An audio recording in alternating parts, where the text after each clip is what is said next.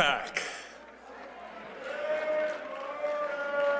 It was my honor to serve in President Donald J. Trump's first term as his ambassador at large for global criminal justice. And I want to hearken back to a little bit of history here. In 1950, the Joseph Stalin installed government of North Korea invaded South Korea to seek to overrun it. And in that conflict, a US-led coalition of 20-some countries repelled the communist aggression at the price of 50,000 American casualties. I honor the blood that was spilled by American soldiers to keep the whole peninsula from being one big North Korea, which is the most oppressive, darkest, most unjust place on planet Earth. And believe me, I know of many such places around the world, and it is number one in that regard.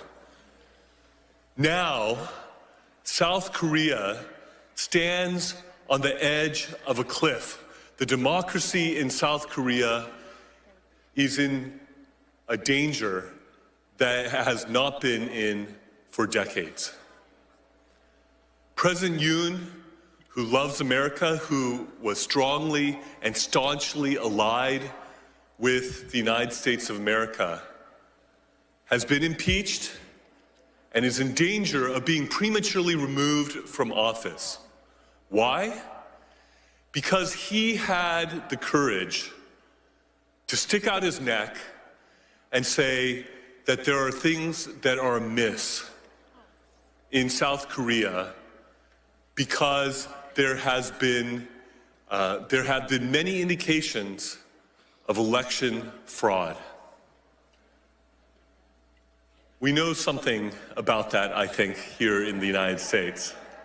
And there is a parallel situation going on. President Yoon, indeed, has been called the Donald Trump of Asia. And he declared martial law in order to try to seize evidence in regards to the election cheating that he believes has run rampant and has given the Liberal Democratic Party in South Korea an overwhelming supermajority in South Korea that they have used in legislative tyranny to overrun the country, to give a haven to North Korean spies, to welcome the influence of the Chinese Communist Party, and they are rushing through a conviction process potentially before the Constitutional Court that if 6 justices on that court vote to remove him from office, he will be prematurely removed from office even though he was the duly elected president of Korea by the people of South Korea.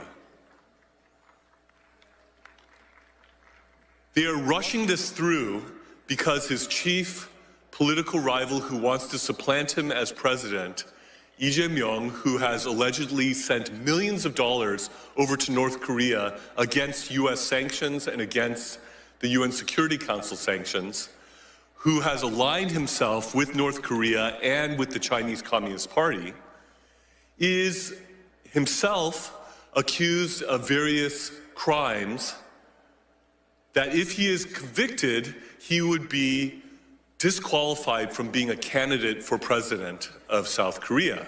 So there is a legal and political race going on to try to convict and remove President Yoon before Lee Jae-myung is disqualified for running for president of Korea in the emergency election that will ensue if Yoon is removed.